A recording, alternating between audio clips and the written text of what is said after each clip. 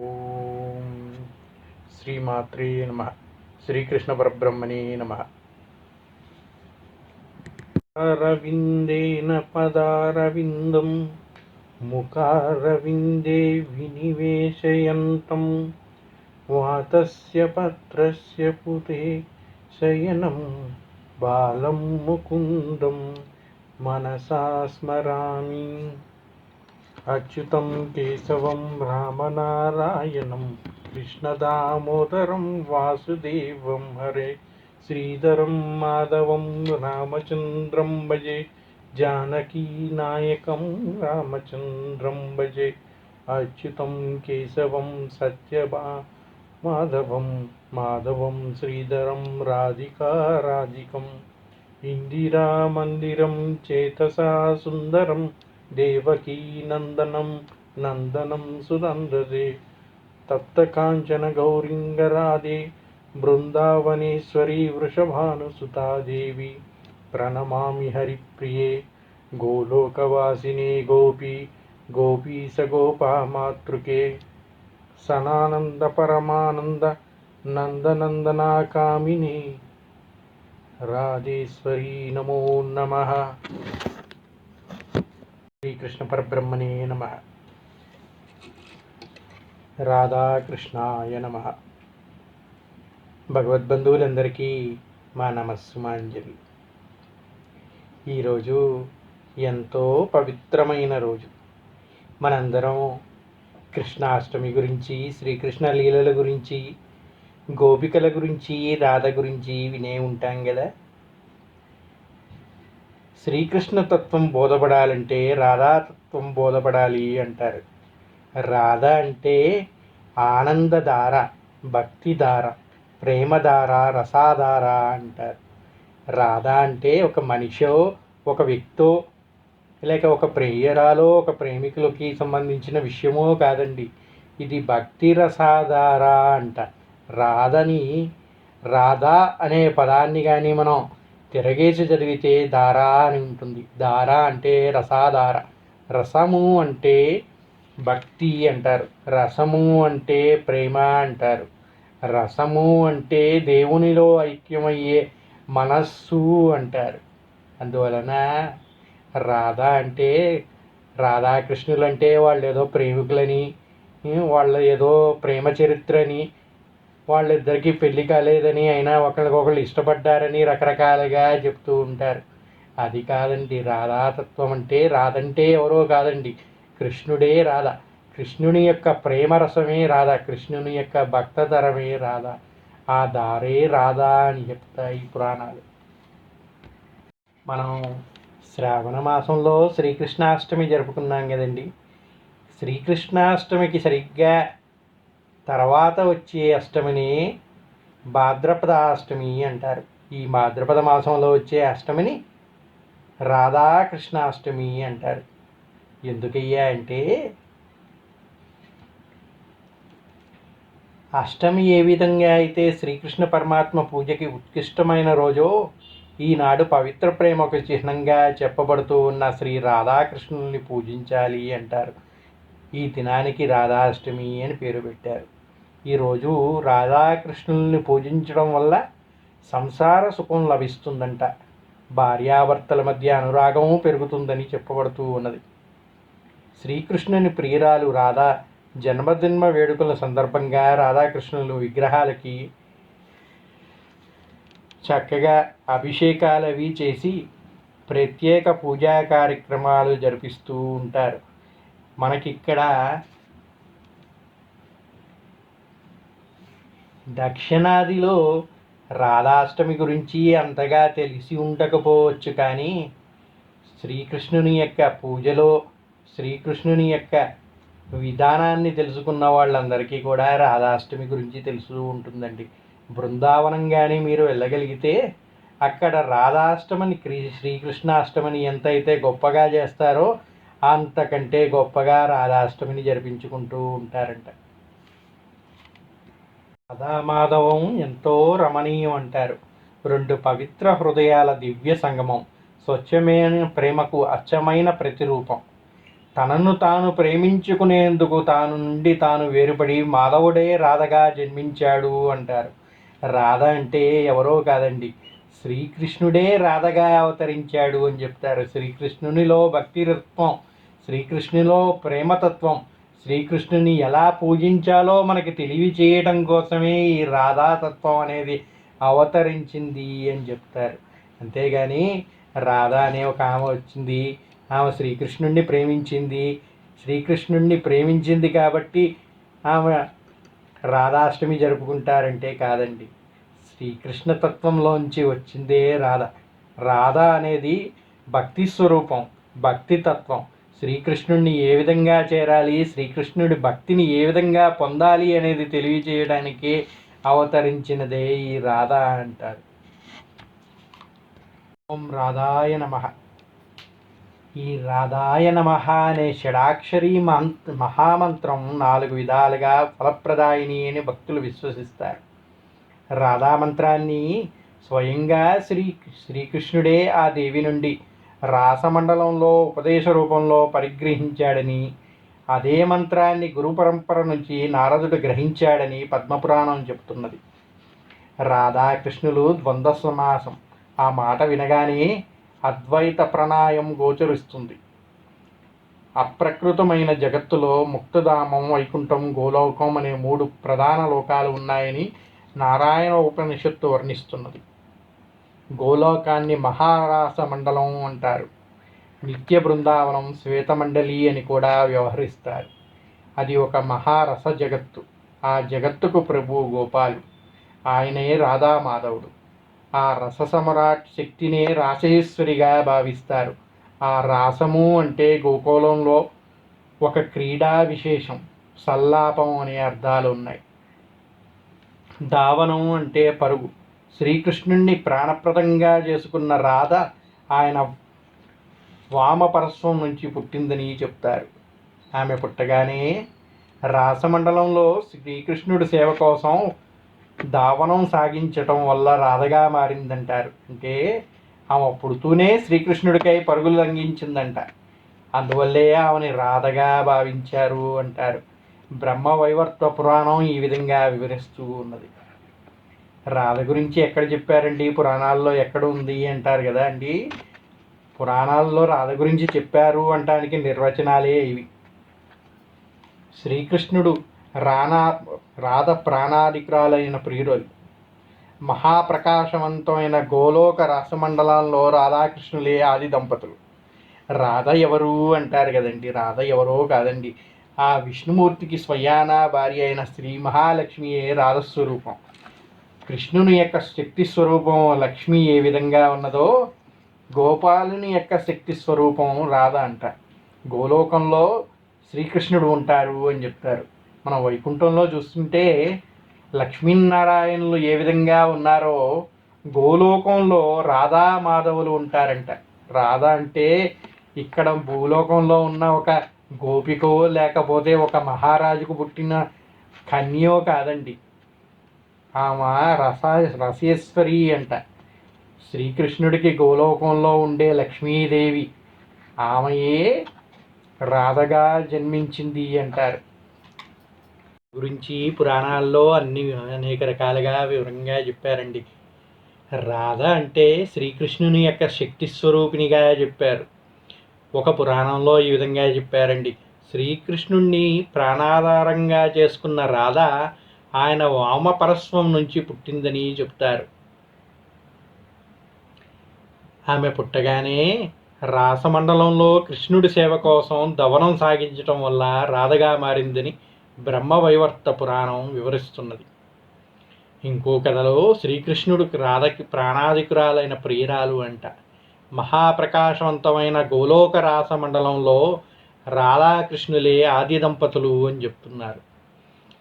రాధ ఎలా వచ్చింది అంటే శ్రీకృష్ణుడి యొక్క నాలిక కొన నుంచి పుట్టిన కన్య రాధ అంటారు. కాలాంతరంలో 2 రూపాలు ధరించిందని పురాణ కథనం. అందులో ఒకటి లక్ష్మీ రూపమని, రెండోది రాధ ప్రతిరూపమని భావిస్తారు. ఇంకో పురాణంలో ఏం చెప్తారయ్యా అంటే శ్రీకృష్ణుని యొక్క నీడయే రాధ అంటారు. రాధ అంటే అవి ఎక్కడో ఒక సపరేట్గా ఉన్నది కాదండి, శ్రీకృష్ణుడిలోనే ఉంది రాధ. రాధాకృష్ణులు వేరు వేరు కాదు, శ్రీకృష్ణుడే రాధ, రాధయే శ్రీకృష్ణుడు. అది తెలివికే మనం ఇన్ని రకాలుగా చెప్పుకుంటూ ఉంటాం. అది మనకి అర్థం కాని ఒక నిగూఢ రహస్యం. రాధాతత్వం అనేది అది తెలిస్తేనే శ్రీకృష్ణుడిని చేరగలుగుతారంట. రాధ గురించి తెలియని వాడు శ్రీకృష్ణుడిని చేరలేడు అంటారు. లక్ష్మీ స్వరూపం తెలియని వాడికి మహావిష్ణువు తెలుస్తాడా అండి? లక్ష్మిని కొలిస్తేనే కదా లక్ష్మీనారాయణుల యొక్క అనుగ్రహం కలుగుతుంది. పార్వతిని కొలిస్తేనే కదా పరమేశ్వరుడి యొక్క అనుగ్రహం లభిస్తుంది. అలాగే శ్రీకృష్ణుడి ఆ నారాయణమూర్తి అనుగ్రహం కావాలంటే, ఆ గోపమాధవుడు యొక్క అనుగ్రహం కావాలంటే ఈ రాధాదేవిని పూజించాలి, ఆరాధించాలి అని చెప్తారు. రాధ అంటే వేరేదో కాదండి, రసస్వరూప రూపము అంటారు. రసము అంటే భక్తి. ఆ భక్తి మార్గాన్ని మనకు బోధించేదే రాధాతత్వం. శ్రీకృష్ణుడిని కొలిస్తే మనం ఆయన దగ్గరికి చేరలేమండి. ఆయన దగ్గర చేరాలంటే మనలోన ఉన్న మోహాలు అన్నీ తొలగిపోవాలి. భక్తే సర్వస్వం అవ్వాలి. అదే రస జగత్తు. ఆ జగత్తుకు చేరిన వాడే శ్రీకృష్ణుడిని చేరుతారు అంటారు. అదేనండి రాధాలోకం, అదే రాధాతత్వం. ఆ ధారణాశక్తి, ఆ భక్తి స్వరూపమే రాధ. దానికి పేరే రాధ తప్ప రాధ అంటే వేరెవరో కాదు. రాధ యొక్క జన్మ వృత్తాంతం గురించి భిన్నగతలు వ్యాప్తిలో ఉన్నాయండి.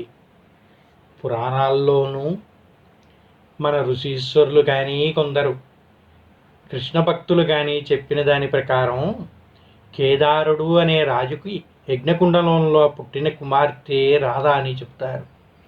పేరు బృంద అని. శ్రీకృష్ణుణ్ణి భర్తగా పొందాలని తపం ఆచరిస్తే ఆయన ప్రత్యక్షమయ్యాడని విశ్వసిస్తారు. ద్వాపర యుగంలో రాధ తనను సేవించడం వల్ల ఆ ప్రదేశం బృందావంగా మారుతుంది అని వరమిచ్చాడని ఆ గాథ సారాంశం. మరొక కథలో వృషభానుడు కళావతి దంపతులకు పుట్టిన తనయకు గర్గమహాముని రాధా అని నామకరణం చేశాడని బ్రహ్మవైవర్త పురాణం ప్రకారం చెప్తూ ఉన్నారు.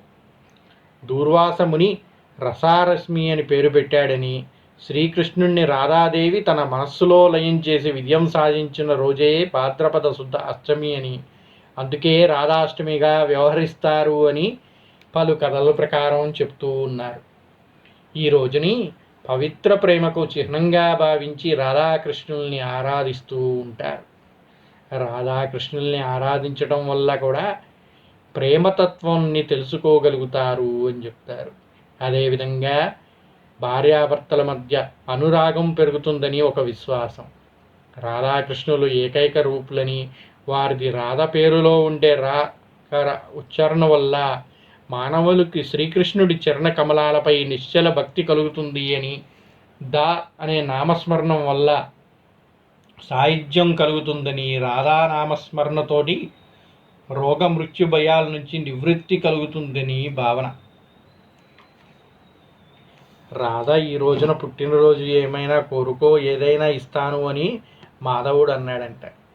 ఒక కథ చెప్తారండి పెద్దలు. ఏమిటయ్యా అంటే, రాధ ఈ రోజున నా పుట్టినరోజు, ఏమైనా కోరుకో, ఏదైనా ఇస్తానని కృష్ణాష్టమి రోజు రాధతో కృష్ణుడు అన్నాడంట.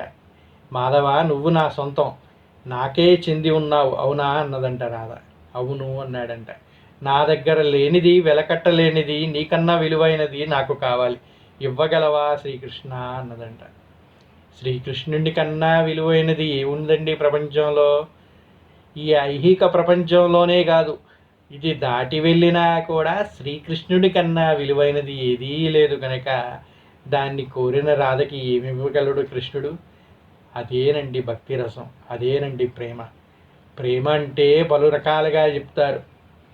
వాటిల్లో భక్తి కూడా ప్రేమయే అంటారు. ఆ భక్తి అనే ప్రేమ రాధలో ఉందంట.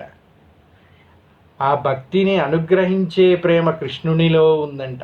ఈ రెండు ప్రేమల యొక్క తత్వమే రాధాకృష్ణుల తత్వం తప్ప ఇది వేరు కాదు అని చెప్తారు. రాధాకృష్ణులు అంటే అది వేరు కాదు, రాధాకృష్ణులు ఒక్కడే ఏకస్వరూపంగా చెప్తూ ఉంటాయి పురాణాలు. దాన్ని ఏమిటంటే మనకి అర్థం కావాలని పలు విధాలుగా వివరించి చెప్పారు తప్ప అందులో నిగూఢ రహస్యం దాగి ఉంది అంటాయి పురాణాలు. ఏమిటయ్యా నిగూఢ రహస్యం అంటే, కృష్ణుని చేరే భక్తి తత్వం, ఆ భక్తి మార్గమే రాధ అంట. రాధ అంటే అది వేరే రూపం ఏదో కాదండి. శ్రీకృష్ణుణ్ణి ఎలా చేరాలి, శ్రీకృష్ణుని మీద భక్తి ఏ విధంగా నిమగ్నం చేయాలి, ఈ ఇహలోక బంధాలన్నింటినీ త్యజించి భక్తిని ఏ విధంగా నింపుకోవాలి అని చెప్పే తత్వమే రాధాతత్వము అంటారు. అది తెలుసుకున్న వాళ్ళు మనలాంటి వాళ్ళకి అది తెలియజేయటం కోసం ఈ విధమైన కథల్ని మనకి చెప్పారే తప్ప, రాధాకృష్ణులంటే వాళ్ళు ఎవరో కాదు, అవి ఏదో కల్పిత పురాణాలు కాదండి. ఆ భక్తి తత్వమే రాధాకృష్ణ తత్వం. దేవిని ఏ విధంగా పూజించాలంటే, రాధాష్టమి సందర్భంగా భక్తులు రాధారాణిని పూజిస్తారంట. లక్ష్మీదేవి అనుగ్రహం కోరుకునేవారు కూడా ఈరోజు ఉపవాసం ఉండవచ్చు అని చెప్తారు. ఎందుకయ్యా అంటే, లక్ష్మీదేవి ఎవరో కాదండి, రాధా స్వరూపమే లక్ష్మి అంటారు. కనుక రాధని పూజిస్తే లక్ష్మిని కూడా పూజించినట్టే అంట. రాధాకృష్ణుణ్ణి పూజిస్తే లక్ష్మీనారాయణుని పూజించినట్టే అని చెప్తారు. అందుకే ఈరోజు తెల్లవారుజామునలే శుచిగా స్నానం చేసి, అనంతరం మధ్యాహ్న సమయంలో రాధ విగ్రహాన్ని ఉంచి రాధాకృష్ణుల్ని ఉంచాలంట. రాధని పూజించాలంటే రాధని ఒక్కడిని పూజిస్తే సరిపోదు, రాధతో పాటు ఉన్న కృష్ణుణ్ణి పూజిస్తేనే అనుగ్రహం పొందుతారు అని చెప్తారు. అంటే దీనిలో నిగూఢ అర్థమయ్యే ఉంటుంది మీకు. భక్తితో శ్రీకృష్ణుణ్ణి పూజిస్తే ఆ భక్తి మార్గమే రాధా, కనుక రాధాకృష్ణుల్ని కలిపి పూజించాలి అని చెప్తారు. చక్కగా రాధాకృష్ణుని అలంకరించి మంచిగా ప్రసాదాలు ఇవి చక్కగా ఉండి హారతలు ఇవి ఇచ్చి పూజని సమాప్తం చేసి, పూజ తర్వాత ఉపవాస దీక్షని విరమించాలి అంట. మామూలుగా ఏ రోజైనా ఉపవాసం చేస్తే ఏం చేస్తామండి, ఆ రోజు ఏమీ తినకుండా పళ్ళు తిని అలాగే ఉండిపోతాం ఆ రోజు మొత్తం కూడా. కానీ రాధాష్టమిలో ఉన్న ప్రత్యేకత ఏమిటయ్యా అంటే, మధ్యాహ్నం వరకు ఏమీ తినకుండా ఆ రాధాకృష్ణుల్ని పూజించి, వారికి అభిషేకాలు అన్నీ పూజించి అన్నీ చేసిన తర్వాత వాళ్ళకి ప్రసాదాలు ఏవైతే నివేదిస్తామో అవన్నీ కూడా మనం తినాలంట. అందుకే ఈ ఉపవాస దీక్షకి మధ్యాహ్నం వరకే నియమం పెట్టారు. ఆ తర్వాత ఎందుకు తినాలయ్యా అన్నారంటే, ఆ రాధాకృష్ణులకి పెట్టిన నైవేద్యాలు ఏవైతే ఉన్నాయో అవి మనం స్వీకరిస్తేనే ఆ భక్తికి, మనం చేసిన పూజకి ఫలం లభిస్తుంది అంటారు. అందుకే రసామండలంలో ఉన్న రాధాకృష్ణుల్ని పూజించిన అనుగ్రహం మనకి లభించాలంటే వారికి నివేదించిన నైవేద్యాన్ని ప్రసాదంగా మనం స్వీకరిస్తేనే అది లభిస్తుంది అని చెప్తారు. అందుకే ఆ రోజంతా ఉపవాసం చేయమని, జాగరణ చేయమని చెప్పలేదండి. భక్తి మార్గంలో పొద్దుటి నుంచి పూజించండి, మధ్యాహ్నానికి అన్నీ కంప్లీట్ చేసి చక్కని నైవేద్యాల్ని స్వామికి రాధకి నివేదించి, ఆ నివేదించిన ప్రసాదాన్ని స్వీకరించడానికి ఉపవాస దీక్షని విరమించాలి అని చెప్తున్నాయి పురాణాలు. రాధాష్టమి సంప్రదాయాలకు సంబంధించిన వివిధ దేవాలయాల్లో జరుపుకుంటూ ఉంటారు. రాధాష్టమిని ఎక్కడగా ఎక్కువ జరుపుకుంటారండి, మన దగ్గర ఎక్కువగా దీని గురించి వినలేదే, ఎవరు జరుపుకుంటూ ఉంటారు అని చెప్పి చాలామందికి ఒక డౌట్ ఉంటుంది కదండి. ఎక్కువగా ఈ సాంప్రదాయాన్ని ఎవరు పాటిస్తారంటే, వైష్ణవ్యంలో కూడా కొందరు రాధాష్టమిని పాటిస్తూ ఉంటారంట. రాధని కృష్ణుని యొక్క భార్యగా, దైవిక భార్యగా పూజిస్తూ ఉంటారంట. ఆ లక్ష్మీ స్వరూపాన్నే రాధగా చెప్తూ ఉంటారంట. ఇక వీటిలో ప్రత్యేకంగా కొంతమంది ఉన్నారు, కొంతమంది సాంప్రదాయాన్ని పాటించేవాళ్ళు. వాళ్ళు ఎవరయ్యా అంటే, రాధావల్లభ సాంప్రదాయం అని ఉందంట. ఎక్కువగా నార్త్ ఇండియా అటు సైడ్ మనం చూస్తూ ఉంటాం. ఇవి గౌడీయ వైష్ణవం అని, నింబార్క సాంప్రదాయం అని, షష్ఠి మార్గ మరియు హరిదాసు సాంప్రదాయం అని, రాధావల్లభ దేవాలయంలో ఈ సాంప్రదాయాల్ని పాటిస్తూ ఉంటారు అని చెప్తారు. మరియు బృందావనం, బ్రజ్ ప్రాంతం మొత్తం కూడా రాధాష్టమిని ఎంతో గొప్పగా సేవిస్తూ ఉంటారు. ఈ రాధాష్టమిని బృందావనంలో, బ్రజ్ ప్రాంతంలో కానీ మనం చూసుకుంటే 9 రోజుల పాటు వేడుకలుగా జరుపుకుంటూ ఉంటారంట. ఆచారాలతో రాధా మరియు కృష్ణుల్ని ఊరేగింపుగా తీసుకెళ్తూ ఆహారం మరియు వస్త్రాలు పంపిణీ చేస్తూ సంగీతం మరియు నృత్యం వంటివి చేస్తూ చక్కగా ఈ ఉత్సవాలు అనేవి జరుపుకుంటూ ఉంటారు అంటారు. ఇక గౌడీయ వైష్ణవులు అన్నారు. మరి ఈ గౌడీయ వైష్ణవులు ఎవరు అంటే మనం ఇప్పుడు ప్రపంచవ్యాప్తంగా చూస్తున్న శ్రీకృష్ణ సాంప్రదాయాన్ని వ్యాప్తి చేస్తున్న ఇస్కాన్ భక్తులేనండి. వీళ్ళే గౌడీయ వైష్ణవులు. వీళ్ళు ఆచరించే సాంప్రదాయమే ఇది అని చెప్తారు. వీళ్ళ గురించి మాట్లాడుకుంటూ ఉంటే కొందరు పండితులు శ్రీకృష్ణుడిని ఒప్పుకుంటారు కానీ రాధాదేవిని ఒప్పుకోరండి. వాళ్ళు ఏమని వాదిస్తారయ్యా అంటే అశ్కిలిత బ్రహ్మచారి శ్రీకృష్ణుడండి, ఆయనకి భార్యలు ఎక్కడున్నారు, ఆయనకి ప్రేయసి ఎక్కడ ఉంది, ఇదంతా కల్పిత పురాణాలు అని చెప్తూ ఉంటారు. అవునండి, మీరు చెప్పేది 100% నిజమే. అందులో ఏ విధమైన దోషము లేదు. అశ్కిలిత బ్రహ్మచారి శ్రీకృష్ణుడు అనేది 100% కూడా నిజమే. బ్రహ్మచారుల గురించి కానీ మనం చెప్పుకుంటే వినాయకుడు బ్రహ్మచారేనండి, హనుమంతుడు బ్రహ్మచారి, శ్రీకృష్ణుడు బ్రహ్మచారి అంటారు. మరి బ్రహ్మచారికి 8 మంది భార్యలు ఏంటండి, 16,000 మంది భార్యలు ఏంటండి, గోపికలు ఎవరండి, రాధా ఎవరండి అంటే వారంతా కూడా శ్రీకృష్ణుని యొక్క భక్తి రసంలో తేలియాడిన వాళ్ళు. ఇప్పుడు ఏ విధంగా అయితే ఒక రాజుని భూపతి అంటారు. భూపతి అంటే భూమికి భర్త అని కాదండి, ఆ రాజ్యానికి అధిపతి అని. అంటే వాళ్ళందరినీ చల్లగా చూస్తున్నాడు కాబట్టి వాళ్ళకి పతి అన్నారు. అలాగే శ్రీకృష్ణుడు కూడా ఈ జగత్తుకు పతి. అంటే ఈ జగత్తుని మతాన్ని రక్షిస్తూ ఉన్నాడు, ఆయన భక్తి మార్గంలో తేలి ఉన్నారు కనుక వీళ్ళందరికీ శ్రీకృష్ణుడు భర్తగా చెబుతూ ఉంటారు. కానీ ఆయన అశ్కిలిత బ్రహ్మచారి అనేది సత్యం, అందులో ఎటువంటి దోషము లేదు. రాధాకృష్ణుల గురించి కూడా మనం మాట్లాడుకుంటే ఆయన 16,000 మంది గోపికలతో రాసక్రీడలు ఆడారు అంటారు.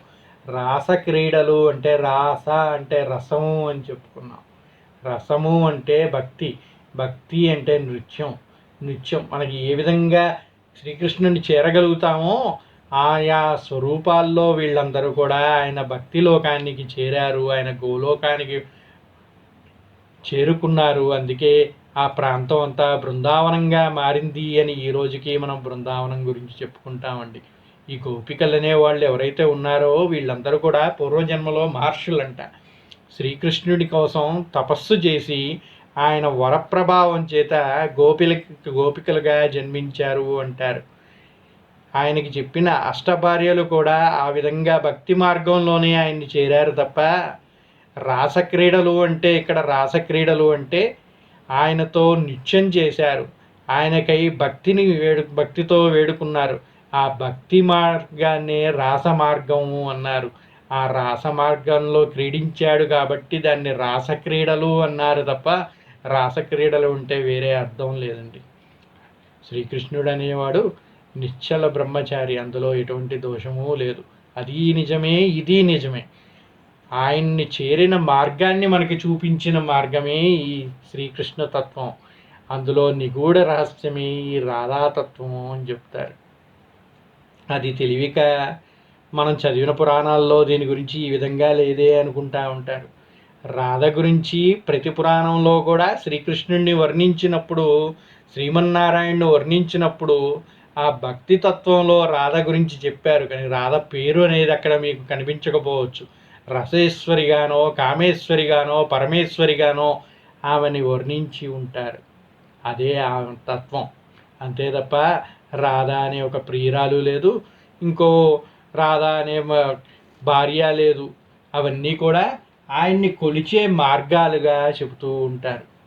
ఇది అర్థం కానీ మనకి అర్థం అవ్వాలనే విధంగా ఇవన్నీ కూడా మనకి చెప్తూ ఉంటారు. కనుక రాధాకృష్ణుల గురించి తెలుసో తెలియకో తప్పుగా మాట్లాడే వాళ్ళు ఎవరన్నా ఉండుంటే ఎప్పుడూ కూడా ఆ విధంగా అస్సలు భావించద్దు. రాధా స్వరూపం శ్రీకృష్ణునిలో భాగమే. రాధాకృష్ణుల విగ్రహాలు ఇంట్లో పెట్టుకోకూడదండి.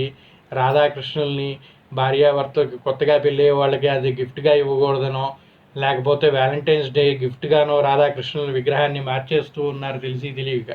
రాధాకృష్ణం అనేది భక్తితత్వం. అది తెలుసుకున్న వాళ్ళకే కృష్ణుడి గురించి అర్థం అవుతుంది, ఆ రాసక్రీడల గురించి అర్థం అవుతుంది. అంతే తప్ప వాళ్ళు ఎవరో వ్యాలంటైన్స్ గిఫ్ట్కి ఇచ్చే రోమియో జూలియట్లో ఇంకోళ్ళో కాదండి. రాధాకృష్ణులు అనేవాళ్ళు పరమాత్మ స్వరూపులు. వాళ్ళని చేరే భక్తి మార్గమే ఇది. అదే రాసక్రీడలు అంటే తప్ప రాసక్రీడలు అంటే వేరే అర్థం ఏమీ లేదు. అందరూ కూడా చక్కగా ఆ రాధాకృష్ణుల్ని ఆరాధించి వాళ్ళ యొక్క అనుగ్రహాన్ని పొంది ఆ రాధాకృష్ణుల యొక్క భక్తి మార్గంలో పయనించి సుఖ సంతోషాలు పొందాలని, సంతోషంగా ఆ శ్రీకృష్ణుణ్ణి చేరాలని ప్రార్థిస్తూ రాధాయ నమః. స్వస్తి. రాధాకృష్ణాయ నమః.